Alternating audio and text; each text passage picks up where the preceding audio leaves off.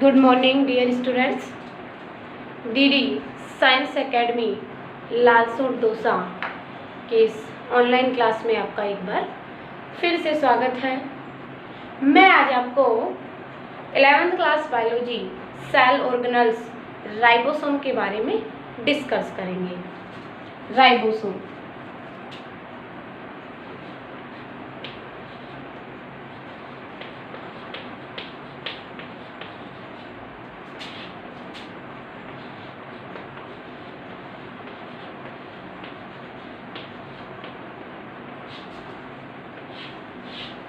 Ribosome के बारे में आज अपन डिस्कस करेंगे।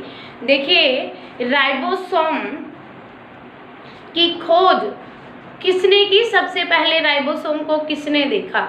तो देखिए, रॉबिन्सन एवं ब्राउन दो वैज्ञानिक थे। उन्होंने सेम की जड़ों की कोशिकाओं में राइबोसोम को सबसे पहले देखा। तो सेम क्या है? प्लांट सेल है। तो प्लांट सेल में सबसे पहले देखने का श्रेय किसको जाता है? रॉबिन्सन एवं ब्राउन को राइबोसोम देखने का श्रेय जाता है। एक वैज्ञानिक थे पैलेड। इन्होंने एनिमल सेल में जंतु कोशिका में सबसे पहले राइबोसोम को देखा। लेकिन राइबोसोम को राइबोसोम नाम एक वैज्ञानिक थे रॉबर्ट, उन्होंने दिया। राइबोसोम जो होता है प्रोकैरियोटिक और यूकैरियोटिक दोनों टाइप की कोशिकाओं में पाया जाता है। इसके अलावा राइबोसोम माइटोकॉन्ड्रिया और हरित लवक में भी प्रेजेंट होता है। ओके, अगर इसके उपनामों की बात की जाए तो राइबोसोम को प्रोटीन की फैक्ट्री और कोशिका का इंजन भी कहते हैं। प्रोटीन की फैक्ट्री क्यों कहते हैं? क्योंकि इसके द्वारा किसका निर्माण किया जाता है? प्रोटीन का निर्माण किया जाता है। कोशिका को एनर्जी प्रोवाइड कराता है राइबोसोम, इसलिए इसे कोशिका का इंजन भी कहती हैं। ओके, इसके अलावा देखिए, जो राइबोसोम होता है इसके ऊपर कोई झिल्ली नहीं पाई जाती। झिल्ली रहित कोशिकांग होता है, नग्न होता है। ओके, अगर इसके निर्माण की बात की जाए कि इसका निर्माण किससे होता है, तो आरएनए और प्रोटीन मिलकर इसका निर्माण करते हैं राइबोसोम का। ओके, देखिए, खोजकर्ता की बात करते हैं। सबसे पहले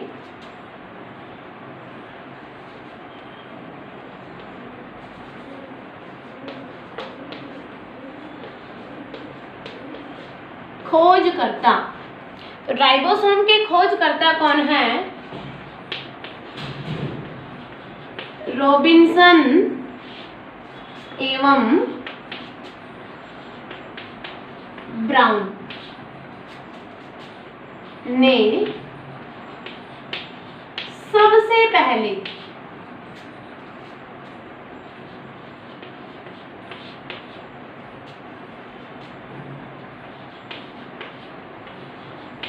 सेम की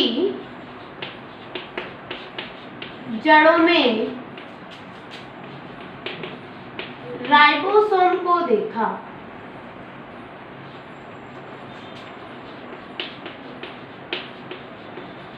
रॉबिन्सन एवं ब्राउन ने सबसे पहले सेम की जड़ों में राइबोसोम को देखा। तो ये सेम क्या था? ये सेम प्लांट सेल थी। क्या थी? प्लांट सेल थी।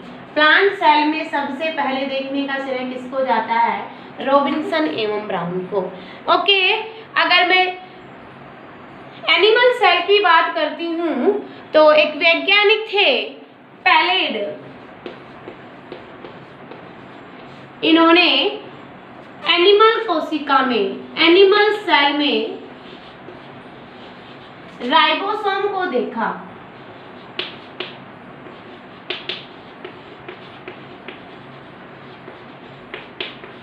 इन्होंने किस में देखा?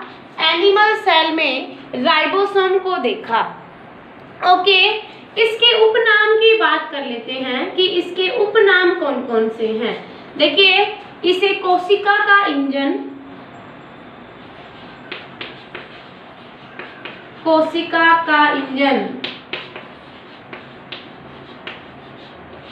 एवं राइबोसोम जो प्रोटीन है उसकी फैक्ट्री भी कहा जाता है।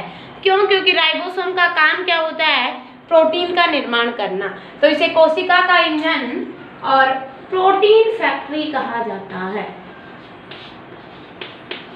प्रोटीन फैक्ट्री, कोशिका का इंजन और प्रोटीन फैक्ट्री से कहा जाता है। निर्माण किससे होता है? तो देखिए, राइबोसोम का निर्माण प्रोटीन व आरएनए राइबोन्यूक्लिक अम्ल से होता है।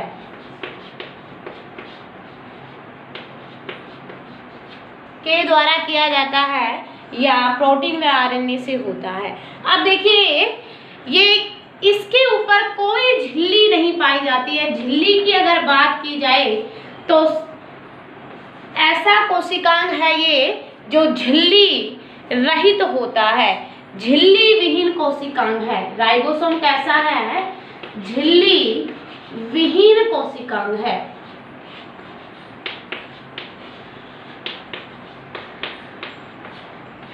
राइबोसोम झिल्ली विहीन कोशिकांग होता है।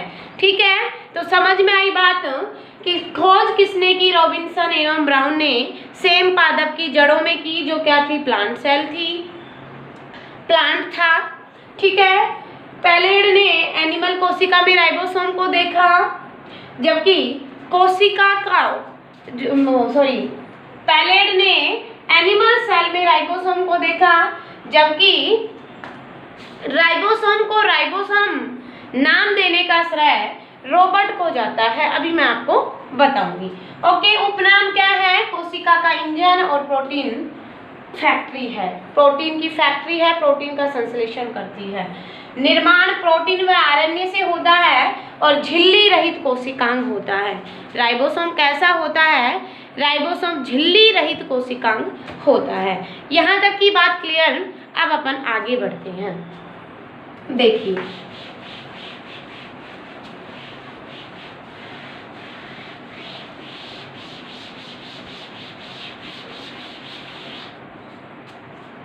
राइबोसोम को जो राइबोसोम नाम था वो रॉबर्ट ने दिया, और राइबोसोम प्रोकैरियोटिक सेल में भी पाया जाता है और यूकैरियोटिक सेल में भी पाया जाता है।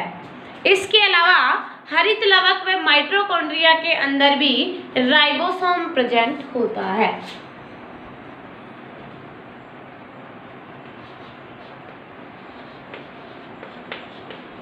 राइबोसोम नाम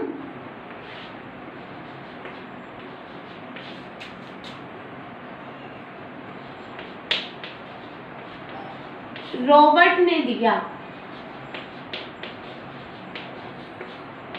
जो राइबोसोम नाम था वो रॉबर्ट ने दिया था।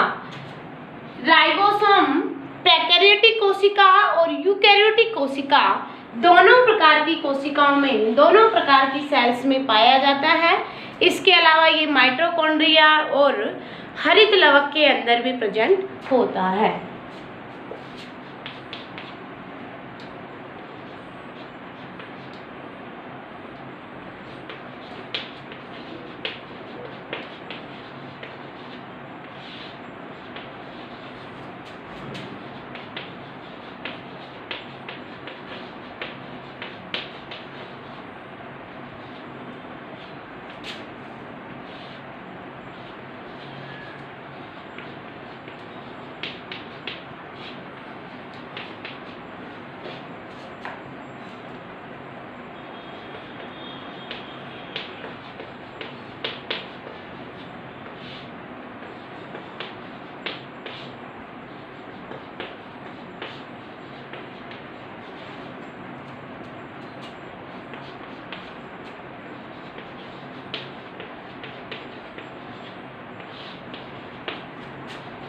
हरित लवक व माइटोकॉन्ड्रिया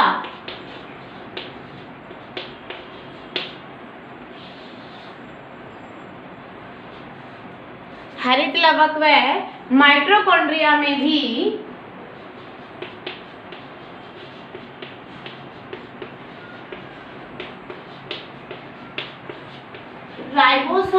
पाया जाता है। देखिए जो हरित लवक और माइटोकॉन्ड्रिया हैं वो अपने आप में क्या हैं, कोशिकांग हैं, ठीक है। और राइबोसोम इनके अंदर भी पाया जाता है, इसलिए राइबोसोम को कोशिकांगों का कोशिकांग भी कहते हैं। राइबोसोम को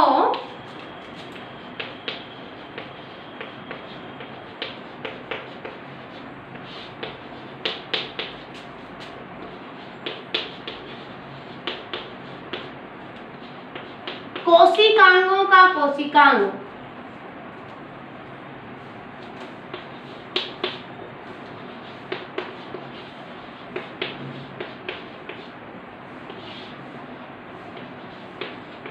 कहा जाता है।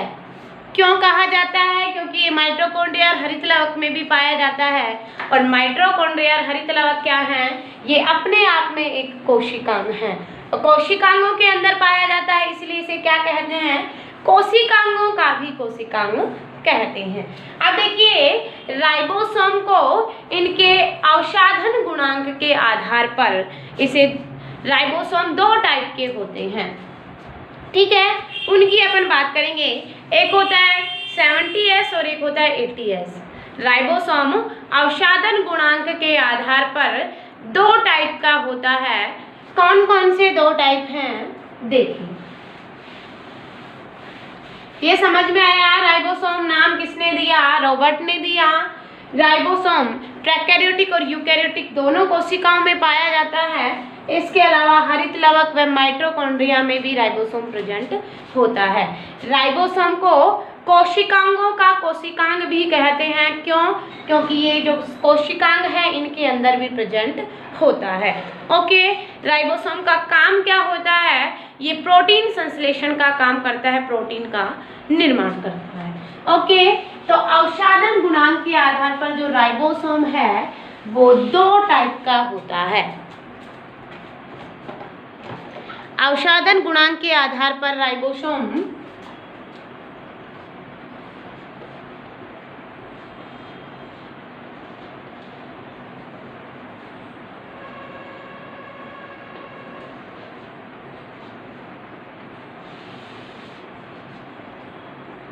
अवसाधन गुणांक के आधार पर राइबोसोम के कितने टाइप होते हैं, दो टाइप होते हैं।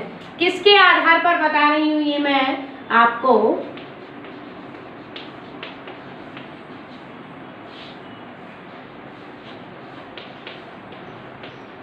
अवसाधन गुणांक के आधार पर। देखिए अवसाधन गुणांक के आधार पर राइबोसोम दो टाइप के होते हैं, 70S और 80S राइबोसोम। 70S और 80S राइबोसोम दो टाइप के राइबोसोम प्रेजेंट होते हैं। अब देखिए 70S राइबोसोम किस में प्रेजेंट होता है, 80S राइबोसोम किस में प्रेजेंट होता है, ये देखिए। प्रोकैरियोटिक कोशिका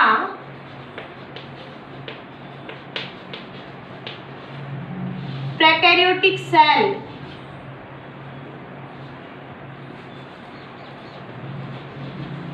प्रोकैरियोटिक सेल में 70S प्रकार का राइबोसोम पाया जाता है, जबकि यूकैरियोटिक सेल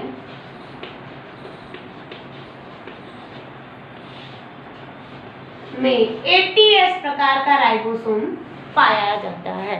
इसके अलावा जो 70S प्रकार का राइबोसोम है वो माइटोकॉन्ड्रिया में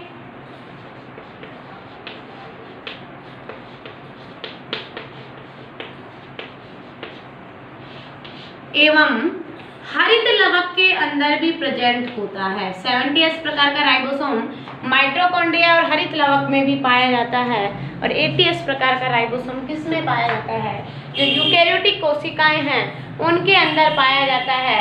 और यूकैरियोटिक कोशिकाओं में कौन है, पादप और सारे के सारे जंतु जो कोशिकाएं हैं वो यूकैरियोटिक टाइप की होती हैं। अब देखिए जो 70S और 80S राइबोसोम है, ये जो इकाइयां हैं राइबोसोम की, इनकी भी उप इकाइयां हैं। देखिए 80S राइबोसोम की उप इकाई होती है 60S और 40s। 60s और 40s दो ही उप इकाइयाँ होती हैं, जबकि जो 70s प्रकार का राइबोसोम है इसकी भी दो उप इकाइयाँ होती हैं। एक होती है 50s और एक होती है 30s। 50s और 30s होती है। देखिए इसको अपन कहते हैं बड़ी उप इकाई,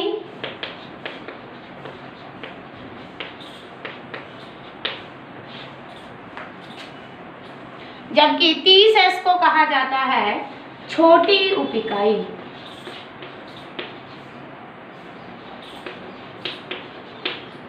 इसी प्रकार से 60s और 40s, जो 80s प्रकार का राइबोसोम है उसकी दो उप इकाइयाँ होती हैं। 60s कैसी होती है? बड़ी उप इकाई होती है, जबकि 40s कैसी होती है? ये छोटी उप इकाई होती है। कैसी होती है? छोटी उप इकाई होती है।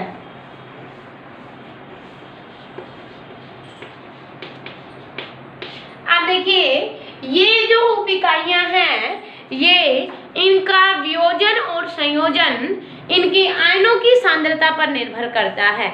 ये दोनों उप इकाइयां जब प्रोटीन संश्लेषण का काम करना होता है तब तो आपस में जुड़ जाती हैं, और प्रोटीन संश्लेषण हो जाए, प्रोटीन संश्लेषण खत्म हो गया, अब ये क्या करती हैं? ये दोनों उप इकाइयां कोशिका द्रव्य में पृथक पृथक रहती हैं। तो इनकी संरचना की बात कर लेते हैं कि इनकी संरचना किस प्रकार की होती है। राइबोसोम जो है उनकी दो उप इकाइयां होती हैं और दोनों उप इकाइयां किस प्रकार से व्यवस्थित रहती हैं। देखिए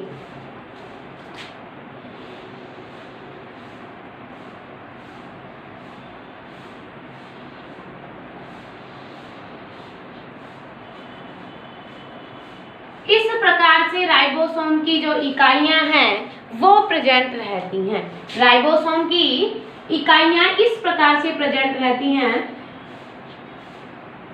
50s और 30s।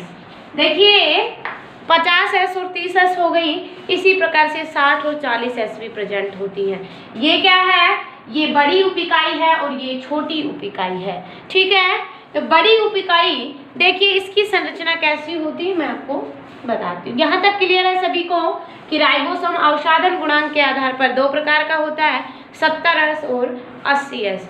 70s राइबोसोम यूकेरियोट जो प्रोकैरियोटिक कोशिकाएं होती हैं उनमें पाया जाता है। इसके अलावा माइटोकॉन्ड्रिया हरित लवक में पाया जाता है। 70s राइबोसोम की दो उप इकाइयाँ होती हैं, सब यूनिट्स होती हैं 30s और 50s। 50s बड़ी उप इकाई होती है और 30s छोटी उप इकाई होती है। उसी प्रकार से 80s जो राइबोसोम है वो यूकेरियोटिक कोशिकाओं में पाया जाता है। इसकी भी दो उप इकाइयाँ होती हैं 60s और 40s। 60s उप इकाई बड़ी उप इकाई होती है और 40s छोटी उप इकाई होती है। ओके, अब देखिए इनकी संरचना की मैं बात करूं,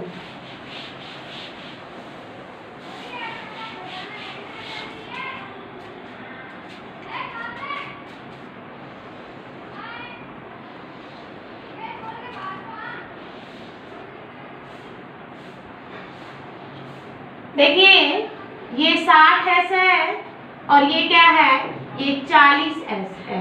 इसी प्रकार इसमें ये 50s है और ये क्या है? ये 30s है। अब देखिए जो छोटी उप इकाई होती है ये कौन सी है? ये छोटी है, ये बड़ी है। ये बड़ी उप इकाई और ये वाली उप इकाई छोटी उप इकाई। अब देखिए जो छोटी उप इकाई होती है ये टोपीनुमा होती है, टोपीनुमा, जबकि बड़ी उप इकाई जो होती है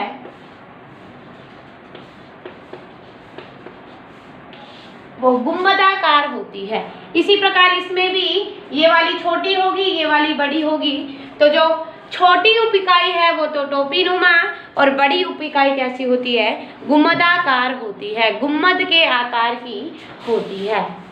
ओके, आप देखिए जो ये राइबोसोम की यूनिट्स हैं, सब यूनिट्स हैं, 50S और 30S ये कोशिका द्रव्य में क्या होती हैं, स्वतंत्र रूप से पाई जाती हैं, लेकिन इनका जो वियोजन और संयोजन है वो आयनों की सांद्रता पर निर्भर करता है। आयनों की जितनी सांद्रता होगी उस हिसाब से इनका वियोजन और संयोजन होगा। अब देखिए ये सामान्य अवस्था में तो कोशिका द्रव्य में रहती हैं, लेकिन जैसे ही प्रोटीन संश्लेषण का काम होता है, प्रोटीन संश्लेषण किया जाता है, तो ये दोनों उपिकाइयां आपस में जुड़कर प्रोटीन संश्लेषण का कार्य करती हैं, प्रोटीन का निर्माण करती हैं। उसके बाद में ये दोनों उपिकाइयां पृथक हो जाती हैं। देखिए ये राइबोसोम जो हैं आपस में जुड़कर पॉलीराइबोसोम का फॉर्मेशन कर लेते हैं। जैसे 80S राइबोसोम जुड़े तो ये दोनों जुड़कर 120S राइबोसोम बनाएंगे, और ये कैसा है, ये पॉलीराइबोसोम है। कैसा है, ये पॉलीराइबोसोम है। इसे देखिए पॉलीसोम भी कहते हैं, इसे पॉलीसोम भी कहा जाता है, पॉलीराइबोसोम भी कहा जाता है। अब देखिए जो ये 70S है, 70S राइबोसोम और 70S राइबोसोम आपस में जुड़कर 100S राइबोसोम का फॉर्मेशन करते हैं, और ये क्या है, ये भी पॉलीराइबोसोम है। ये भी क्या है, ये भी पॉलीराइबोसोम है या पॉलीसोम है। अब देखिए ये S क्या है, ये S क्या है, ये S स्वेडबर्ग स्थिरांक है या नियतांक है। ये S स्वेडबर्ग नियतांक, या इसे अपन कह सकते हैं कि ये क्या है, ये स्थिरांक है। समझ में आई बात, ये स्वेडबर्ग स्थिरांक है, नियतांक है। राइबोसोम की इकाइयां मिलकर आपस में एक से अधिक राइबोसोम की इकाइयां मिलकर पॉलीराइबोसोम का फॉर्मेशन करती हैं। 80S राइबोसोम आपस में मिलकर 120 और 70S राइबोसोम आपस में मिलकर 100S राइबोसोम या पॉलीराइबोसोम पॉलीसोम का फॉर्मेशन करती हैं। ओके, इसके कार्य की अगर बात की जाए तो राइबोसोम का कार्य क्या होता है, वर्क क्या होता है। राइबोसोम का कार्य होता है, प्रमुख कार्य है प्रोटीन का निर्माण करना। राइबोसोम का कार्य क्या होता है, प्रोटीन का निर्माण करना, प्रोटीन निर्माण करना, ये इसका राइबोसोम का कार्य होता है। ओके, सभी को समझ में आया राइबोसोम क्या है। सबसे पहले राइबोसोम को कोशिका का इंजन या प्रोटीन की फैक्ट्री कहा जाता है। क्यों? क्योंकि ये क्या करता है, राइबोसोम प्रोटीन का निर्माण करता है। Okay, thanks a lot.